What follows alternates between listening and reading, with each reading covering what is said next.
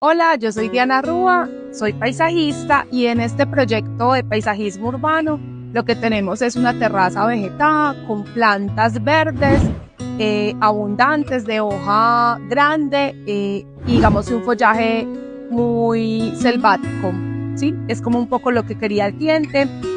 Vamos a encontrar especies que generalmente se adaptan bien al sol y que hacen parte de los bosques endémicos de nuestros países suramericanos.